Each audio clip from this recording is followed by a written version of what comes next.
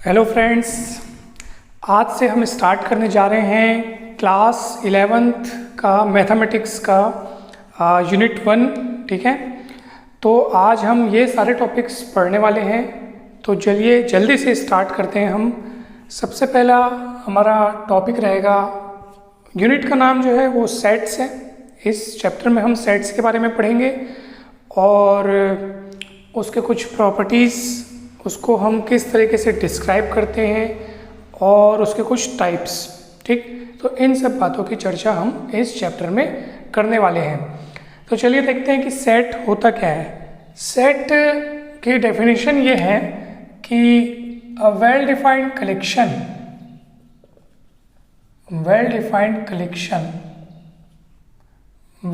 Collection of objects is called set. A well-defined collection of objects is called set. तो यहाँ पर एक प्रश्न उठता है कि ये वेल डिफाइंड कलेक्शन है क्या। ठीक है, तो उसके नाम में ही उसकी डेफिनेशन छिपी हुई है, ऐसा कलेक्शन जो बहुत अच्छे से डिफाइंड किया गया हो। वेल डिफाइंड यानी कि जैसे मान लीजिए मैं यहाँ पर कुछ कलेक्शंस के नाम लेता हूँ, तो आप मुझे बताइएगा कि वो वेल डिफाइंड है कि नहीं है। जैसे मैंने लिया यहाँ पे पहला लिया मैंने collection of all prime numbers less than 11। तो यहाँ पे साफ साफ पता चल रहा है कि ऐसे प्राइम नंबर्स की बात की जा रही है जो 11 से छोटे हैं, मतलब एकदम स्पष्ट है ये। ठीक है, कौन कौन से ऐसे नंबर्स हैं, ऐसे प्राइम नंबर्स हैं जो 11 से छोटे हैं? तो वे हैं 2, 3, 5, 7, 8, 9, 10। ये सब प्राइम नहीं है। ठीक है, 11 से छोटे की बात की गई है, इसलिए 1 भी प्राइम में नहीं आता है। तो 11 से छोटे प्राइम नंबर्स कौन कौन होंगे? 2, 3, 5 एंड 7। तो आप इस कलेक्शन को देखिए, ये वेल डिफाइंड है। क्यों वेल डिफाइंड है? क्योंकि एकदम स्पष्ट है। अगर मैं बोलूँगा इस कलेक्शन में 12 आएगा क्या? नहीं आएगा, क्योंकि 12 एक तो प्राइम है भी नहीं, वैसे भी 11 से छोटे की बात की गई है। 8 आएगा क्या इस कलेक्शन में? नहीं आएगा। क्यों? क्योंकि 8 प्राइम नंबर नहीं है। ठीक है, तो अगर किसी कलेक्शन को देख करके आप ये बता सकें कि कोई बाहर कोई और एलिमेंट अगर आपको मिल जाए, तो क्या वो उस कलेक्शन में शामिल करने लायक है कि नहीं है। अगर इस बात का निर्णय आप बहुत ही आसानी से कर पा रहे हैं, तो समझ जाइए वो कलेक्शन वेल डिफाइंड है। जैसे मैं एक दूसरा एग्जांपल लेता हूँ, collection of vowels in English alphabet. तो साफ साफ पता चल रहा है, बहुत स्पष्ट कलेक्शन है ये। तो किन चीज़ों का कलेक्शन है ये? वॉवेल्स का कलेक्शन है। तो वॉवेल्स 5 होते हैं, ए ई आई ओ यू। ठीक है, ए ई आई ओ यू। अब मैं बोलूँगा इस कलेक्शन में एफ आएगा क्या? तो आप कहेंगे बिल्कुल नहीं आएगा, क्योंकि हमने कलेक्शन किनका तैयार किया हुआ है? वॉवेल्स का कलेक्शन तैयार किया हुआ है। तो मैं फिर से बताना चाहता हूँ कि ऐसा कलेक्शन जिसमें अगर कोई बाहर का ऑब्जेक्ट है, तो उसको आप कलेक्शन को जिस तरीके से हमने डिफाइन किया है, उसको देख करके आप ये आसानी से बता सकें कि वो एलिमेंट जो बाहर रखा हुआ है वो उस कलेक्शन में आने लायक है कि नहीं है। अगर इस बात को आप साफ साफ बता पा रहे हैं, तो समझ जाइए वो कलेक्शन वेल डिफाइंड है। जैसे मैं एक एग्जाम्पल लेता हूँ, सॉरी मैं बार बार सेट लिख रहा हूँ, सेट वर्ड है तो सेट लिख रहा हूँ। कलेक्शन ऑफ, है ना, collection of good writers in India. Collection of good writers in India यानी इंडिया में अच्छे लेखक जो हैं उनका कलेक्शन। तो क्या ये कलेक्शन वेल डिफाइंड है? तो ये कलेक्शन वेल डिफाइंड नहीं है, क्योंकि गुड, तो गुड मतलब किस बात पे गुड? लिखने में गुड, कि व्यवहारिक रूप से गुड। कोई गुड मेरे लिए हो सकता है वो किसी के लिए कम गुड हो। यानी यहाँ पे गुड को अच्छे से डिफाइन नहीं किया गया है, थोड़ा सा अस्पष्ट लग रहा है ये। ठीक है, मतलब क्लियर नहीं हो रहा है कि गुड किस बात पे गुड, और गुडनेस का जो पैमाना है वो हर व्यक्ति के लिए अलग अलग होगा।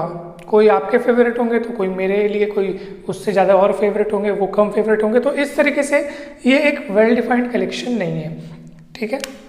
जैसे मैं यहाँ पे लेता हूँ set of all states in India, तो ये वेल डिफाइंड कलेक्शन है क्योंकि ये तय है कि इंडिया में का जो स्टेट्स हैं वो कितने हैं और उनका कलेक्शन, ठीक है। अगर मैं किसी भी और स्टेट का नाम लूँ जो बाहर का हो तो आप बता सकते हैं हाँ ये इंडिया के स्टेट नहीं है तो ये इस कलेक्शन में शामिल नहीं होगा।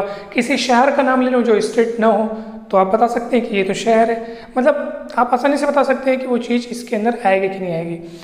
दूसरा कलेक्शन अगर मैं ले लूँ, मान लीजिए collection of most dangerous animals,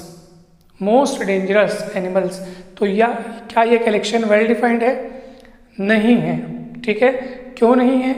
क्योंकि डेंजरस का जो पैमाना है वो भी सबके लिए अलग है।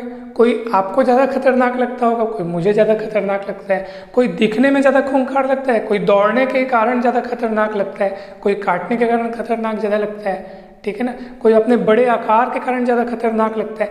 तो डेंजरस का पैमाना तो फिक्स नहीं है ना, इसको अच्छे से वेल डिफाइंड नहीं किया गया। वेल डिफाइंड जो अच्छे से डिफाइंड किया गया हो, स्पष्ट हो, ठीक है। तो collection of most dangerous animals, तो ये भी वेल डिफाइंड कलेक्शन नहीं है। सो आपको समझ में आ गया होगा कि सेट केवल हम किनको कहेंगे, well defined collection of objects को ही हम क्या कहेंगे, सेट कहेंगे। आइए देखते हैं कि अब यदि कोई सेट के अंदर जो मेंबर्स रहते हैं उनको हम किस तरीके से लिखते हैं, ठीक है। मान लीजिए ए कोई सेट है, कैपिटल ए। इस चैप्टर में हम जो सेट्स रहेंगे ना उनको कैपिटल लेटर से डिनोट करेंगे, A B C X Y Z जो भी है, तो हम उनको कैपिटल लेटर से डिनोट करेंगे।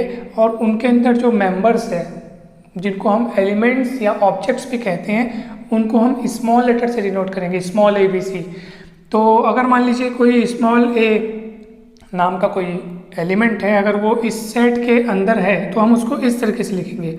तो ये वाला सिंबल को हम बिलोंग्स टू कहते हैं, यानी इस पूरे को हम पढ़ेंगे ए बिलोंग्स टू ए, यानी कि अगर ए कोई सेट है तो ये ए उसका एक मेंबर है, यानी उसके अंदर का एक एलिमेंट है, यानी उस सेट में वो शामिल है, ऐसा हम कहेंगे। और अगर मान लीजिए कोई एलिमेंट है जो उस सेट में शामिल नहीं है, बाहर का एलिमेंट है, तो हम कहेंगे B does not belongs to A, B does not belongs to A, यानी बी उस सेट का मेंबर नहीं है, उस सेट का एलिमेंट नहीं है, हम ऐसा कहेंगे। तो आपने समझा यहाँ पर कि सेट किनको कहते हैं हम, well defined collection of objects is called set. जैसे मैं कहूँ collection of all novels written by Munshi Premchand, तो आप बताइए कि क्या ये कलेक्शन जो अपन ने लिया है वो वेल डिफाइंड है?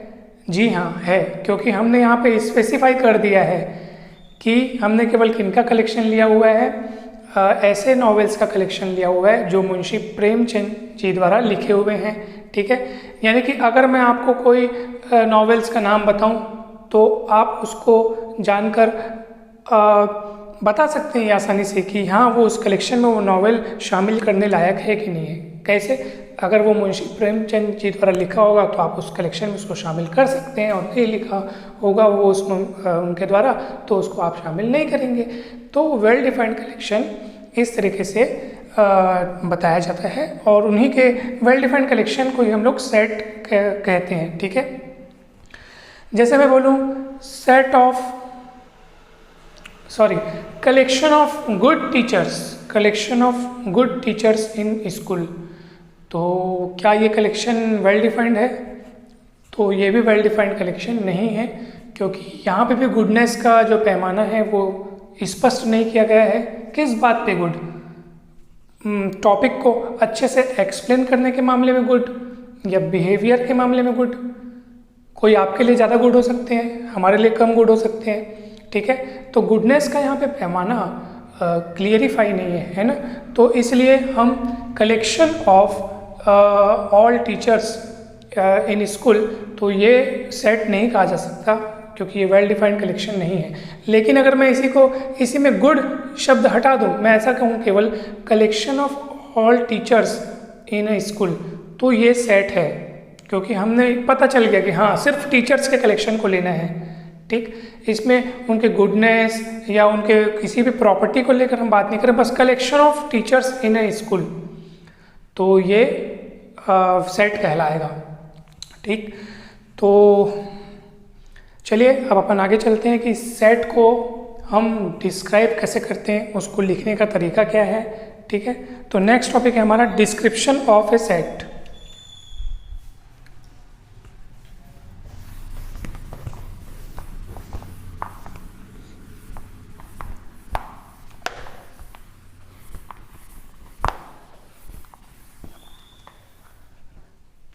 डिस्क्रिप्शन ऑफ ए सेट में हम दो तरीक़ों से सेट को डिस्क्राइब करते हैं। एक होता है रोस्टर फॉर्म, जिसको हम टेबुलर फॉर्म भी कहते हैं, और एक होता है सेट बिल्डर फॉर्म। तो चलिए मैं दोनों फॉर्म को बता देता हूँ आपको। एक होता है रोस्टर फॉर्म जिसको अपन टेबुलर फॉर्म भी कहते हैं, और एक होता है सेट बिल्डर फॉर्म। चलिए अब देखते हैं कि रोस्टर फॉर्म क्या होता है। रोस्टर फॉर्म में हम किसी भी सेट को रिप्रेजेंट करने के लिए उसके जितने भी एलिमेंट्स हैं उनको सबको अलग अलग लिखते हैं, कॉमा का साइन लगा करके। तो कॉमा के द्वारा सबको अलग अलग लिखते हैं, और ब्रेसेस के अंदर, ये इस टाइप के ब्रेसेस के अंदर हम उनको लिखते हैं। ठीक है, तो जैसे मान लीजिए मेरे को लिखना है कि set of vowels in English alphabet, तो मैं लिखूँगा AEIOU। ठीक है, AEIOU, यानी सारे एलिमेंट्स को आप अलग अलग लिखें और ब्रैकेट का इस्तेमाल करते हुए, ये वाला ब्रैकेट रहेगा। ठीक है, और कॉमा का साइन रहेगा, तो ये सेट तैयार हो गया।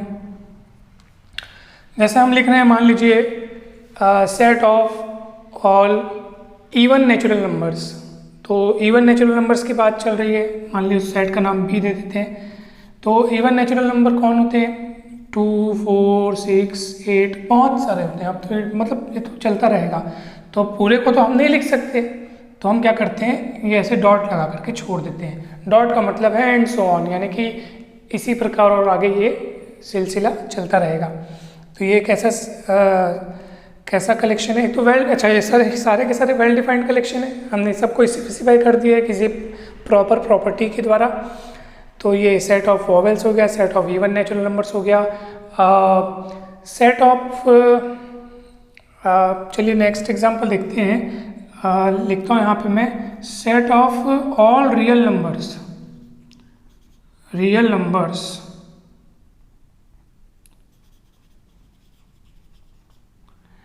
तो set of all real numbers. अब इसको हम कैसे लिखेंगे? इस टाइप में, यानी कि इसको हम रोस्टर फॉर्म या टेबलर फॉर्म में कैसे लिखेंगे? Set of all real numbers. ठीक है, तो क्योंकि रियल नंबर्स कैसे होते हैं? ये तो इन्फिनाइट होते हैं, बहुत सारे रियल, मतलब उनकी संख्या इन्फिनेटिव है, और सारे रैशनल्स, सारे इर्रेशनल्स इसमें सभी शामिल हैं। तो हम उनको कैसे लिखें? अब बोलोगे आप 1, 2, 3, 4 लिख दो, 1 और 2 के बीच में भी infinite number of real numbers है, 1 और 2 के बीच में भी infinite number of real numbers है, तो उनको हम कैसे लिखेंगे? तो कई बार क्या होता है, ऐसे सेट्स हमारे सामने आते हैं जिनको सेट बिल्डर फॉर्म में लिखना ज़्यादा आसान होता है। तो चलिए अब मैं आपको बताता हूँ कि सेट बिल्डर फॉर्म किसे कहते हैं। तो रोस्टर फॉर्म आप समझ गए कि इस फॉर्म में हम एलिमेंट्स को सबको अलग अलग लिखते हैं और कॉमा लगा करके लिखते हैं। तो सेट ऑफ रियल नंबर्स अगर मेरे को लिखना हो तो मैं ऐसे लिखूँगा। सेट बिल्डर फॉर्म के तहत मैं आपको बता रहा हूँ। तो सेट बिल्डर फॉर्म क्या होता है कि इसमें हम एलिमेंट्स को, सेट के एलिमेंट्स को हम नाम देते थे एक्स। ठीक है, उनके सभी एलिमेंट्स को मैं एक्स नाम दे दिया, और उन एलिमेंट्स के पास जो प्रॉपर्टी है उसको मैं लिखूँगा सच दैट, यहाँ पे 2 ठोक डॉट लगाएंगे, उसका मतलब है सच दैट, यानी कि ये सेट में जो भी एलिमेंट्स हैं उनके पास ये वाली प्रॉपर्टी है, तो प्रॉपर्टी को हम कह देंगे Px होल्ड्स, यानी कि इस सेट में वो सारे एलिमेंट्स आते हैं जो Px नाम की प्रॉपर्टी को रखते हैं। Px मतलब प्रॉपर्टी और x, यहाँ पे जो P मतलब प्रॉपर्टी और x मतलब हाँ जो एलिमेंट्स हैं जिनको हमने x नाम दिया हुआ है वो सारी इस प्रॉपर्टी को रखते हैं। तो हम इस तरीके से लिखेंगे, जैसे एग्जाम्पल के लिए यही इसी को हम इसमें एग्जाम्पल के तौर पे लेते हैं। तो फर्स्ट एग्जाम्पल देखते हैं आप, set of all real numbers. तो set of all real numbers को आप तो सिंपली R लिख सकते हैं, सबसे पहली बात तो ठीक है, सिंपली R लिख सकते हैं। और आप अगर आपको इस फॉर्मेट में लिखना हो तो आप ऐसे लिखेंगे, मान लीजिए उस सेट का नाम ये R ही दे देते हैं, तो X सच दैट, है ना, सेट का नाम अगर मैं मान लो B दे रहा हूँ तो ये हो जाएगा X such that X belongs to R। ठीक, तो यहाँ पर हमने ऐसे एलिमेंट्स को लिया है जो रियल नंबर्स हैं। अगर मुझे ये बताना हो, एक दूसरा एग्जांपल लेते हैं कि set of all real numbers, set of all real numbers between -1 and 1, ठीक है, set of all real numbers between -1 and 1, ठीक है। तो हम उसको कैसे लिखेंगे, मान लीजिए वो सेट है X और ये ऐसे एलिमेंट्स को रखता है जो कि रियल नंबर्स हैं, ठीक है, X belongs to R and X lies between -1 and 1। इस तरीके से हम उसको लिखेंगे। कैपिटल X मैंने सेट का नाम दे दिया, ये ऐसे एलिमेंट्स को रखता है जो कि रियल नंबर है, X बिलोंग्स टू R मतलब कि जो कि रियल नंबर्स में बिलोंग करते हैं, यानी कि जो खुद रियल नंबर हैं, और कैसे जो -1 से बड़े हैं और 1 से छोटे हैं, ठीक है, क्योंकि -1 और 1 के बीच के अपने को रियल नंबर्स चाहिए थे। तो ये हो गया सेट बिल्डर फॉर्म। तो सेट बिल्डर फॉर्म में हम क्या करते हैं, एलिमेंट्स लिखते हैं और उनकी जो प्रॉपर्टी रहती है हम उनको साइड में मतलब ये सच दैट का साइन लगा के तो उसको लिखते हैं। सच दैट के साइन को हम लोग ऐसा भी लिख सकते हैं, इस पूरे को मैं एक बार लिख के बताता हूँ आपको मैं, ये ऐसा Px होल्ड्स, ये ऐसे, तो ये लाइन लगा करके भी आप इसको ऐसे लिख सकते हैं। तो ये हो गया रोस्टर फॉर्म और ये हो गया सेट बिल्डर फॉर्म। तो रोस्टर फॉर्म जिसमें एलिमेंट्स को अलग अलग लिखते हैं और सेट बिल्डर फॉर्म में हम इस तरीके से प्रेजेंट करते हैं, X और बाजू में उसकी प्रॉपर्टी। चलिए कुछ एग्जांपल्स देखते हैं हम।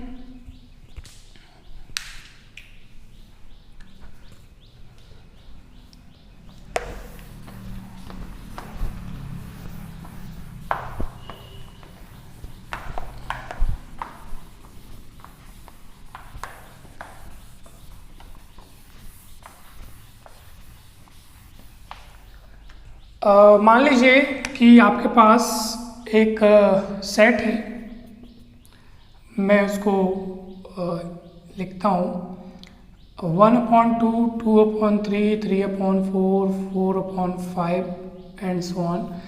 तो बताइए ये सेट जो है किस फॉर्म में लिखा हुआ है, क्या ये रोस्टर फॉर्म में लिखा हुआ है या फिर ये सेट बिल्डर फॉर्म में लिखा हुआ है।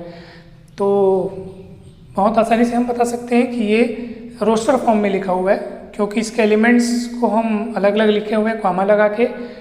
और अगर हम इसको सेट बिल्डर फॉर्म में चेंज करना चाहें तो कैसे करेंगे, तो कैसे करेंगे ध्यान दीजिए। हम इसको देखिए आप यहाँ पर ऊपर जो नंबर लिखा हुआ है नीचे वाला उससे एक ज़्यादा है, यहाँ ऊपर 1 लिखा है तो नीचे 2 लिखा है, ऊपर 2 लिखा है तो नीचे 3 लिखा है, 3 लिखा है तो 4 लिखा है, यानी और सारे के सारे नेचुरल नंबर्स हैं। तो हम लिख सकते हैं कि इस सेट के एलिमेंट्स हैं, x लिख दिए such that x is equals to n/n+1। ऊपर जो लिखा है नीचे उससे एक ज़्यादा है, n/n+1, और n कौन है, नेचुरल नंबर है। हम इस रूप में उसको लिखेंगे, n नेचुरल नंबर है, 1 लिखेंगे तो 1/1+1 यानी 1/2 हो जाएगा, 2 लिखेंगे तो n की जगह अगर 2 लिखेंगे तो 2/3 हो जाएगा, n की जगह अगर 3 लिखेंगे तो 3/4 हो जाएगा। तो इस तरह से हम उसको लिख सकते हैं।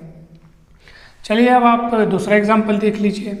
मान लीजिए मैं ऐसा लिखा हूँ x such that x belongs to n and x 5 and 1। चलिए यहाँ पे लिखता हूँ मैं। यहाँ पे ये देखो, आप इसको अच्छे से देख पा रहे हैं, ये सेट ऐसे एलिमेंट्स को रखता है जो कि नेचुरल नंबर्स हैं। और वो कैसे नेचुरल नंबर्स हैं? जो 1 और 5, 1 से लेकर 5 तक हैं। तो इसमें ये कौन से फॉर्म में है? तो यहाँ पे देखो x अपन ने एलिमेंट का नाम लिख दिया, सच दैट करके उसकी प्रॉपर्टी बताई कि वो नेचुरल नंबर है और 1 से 5 तक के हो सकते हैं। तो इसमें कौन कौन आएंगे बताइए? 1 2 3 4 5, 1 से 5 तक के नेचुरल नंबर्स इसमें होंगे। तो ये हो गया सेट बिल्डर फॉर्म और ये हो गया उसका रोस्टर फॉर्म, या इसको टेबलर फॉर्म भी कहते हैं। तो चलिए अब हम आगे बढ़ते हैं टाइप्स ऑफ सेट्स में।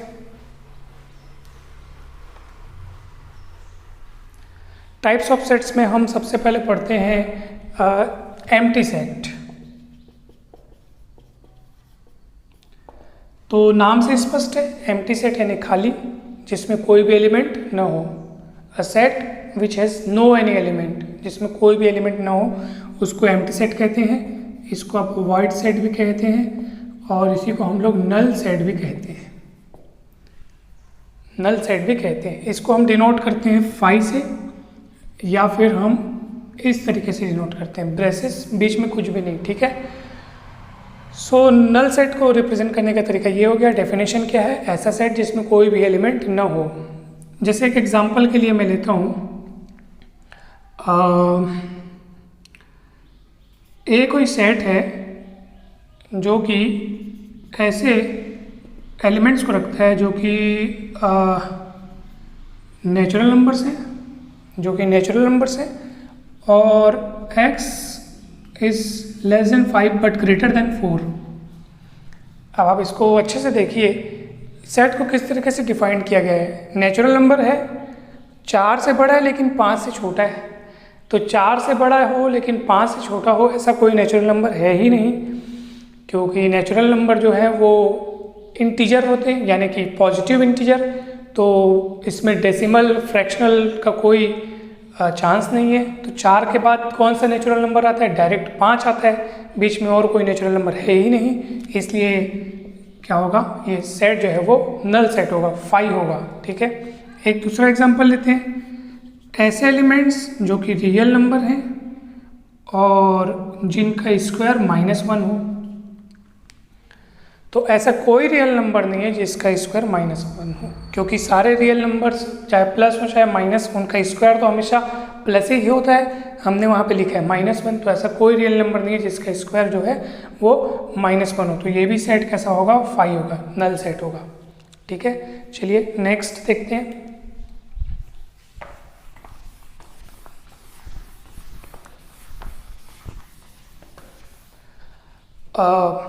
नेक्स्ट है हमारे पास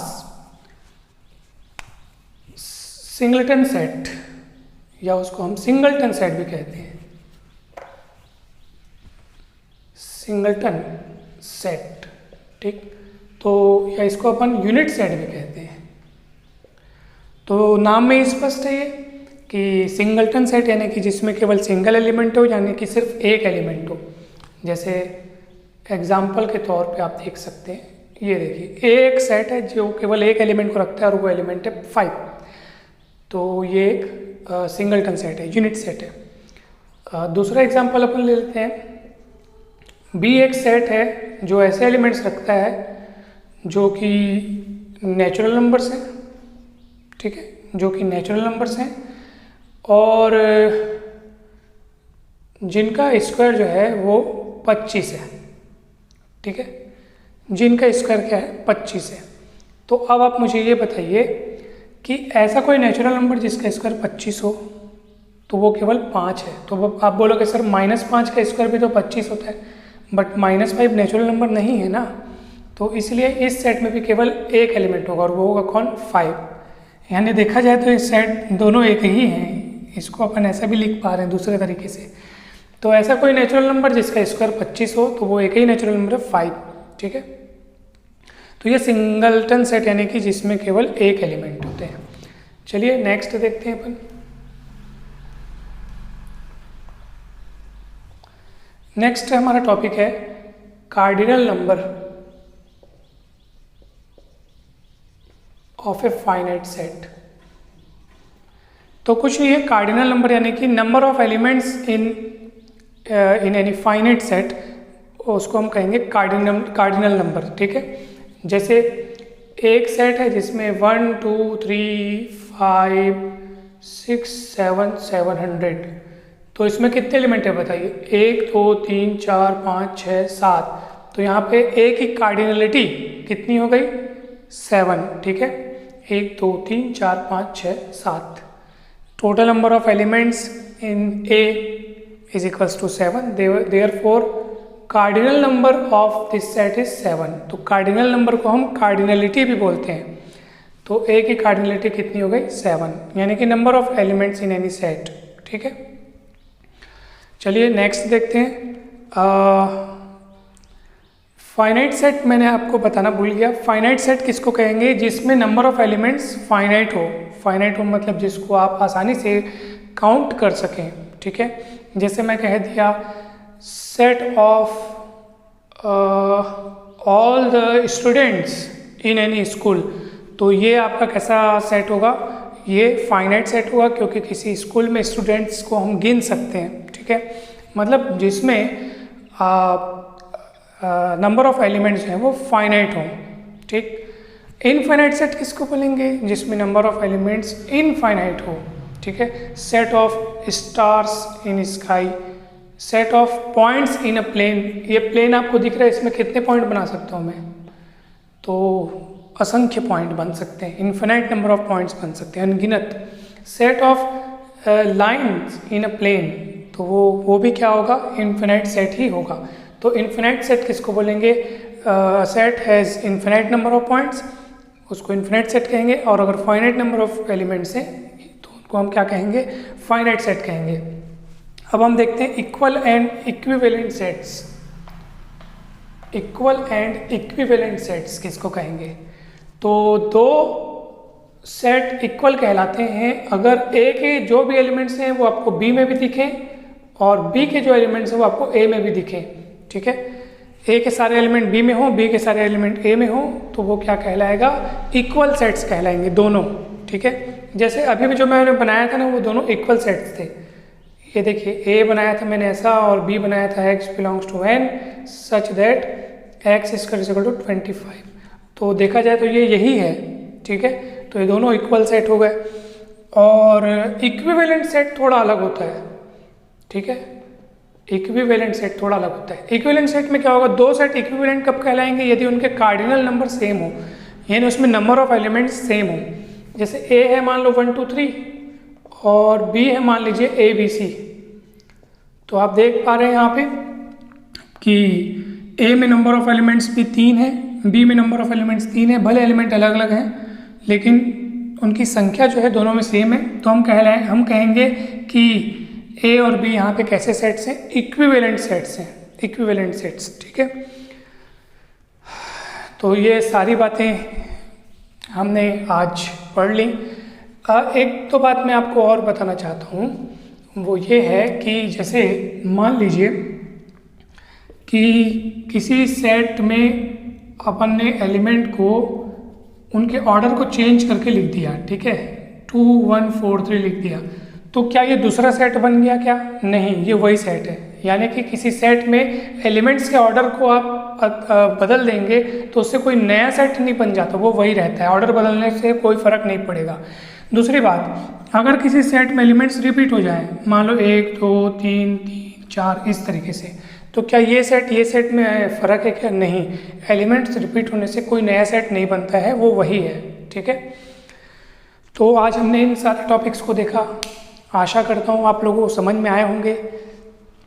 पहला लेक्चर था ये, काफ़ी तैयारी करनी पड़ी इसके लिए, हो सकता है कुछ गलतियाँ रह गई हों।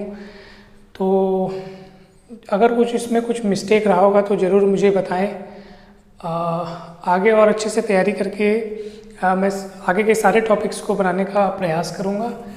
और जो भी डाउट हो आप बिल्कुल कमेंट सेक्शन में पूछ सकते हैं। वीडियो अच्छा लगा हो तो ज़रूर लाइक करें, शेयर करें, चैनल को सब्सक्राइब करें। Thank you so much.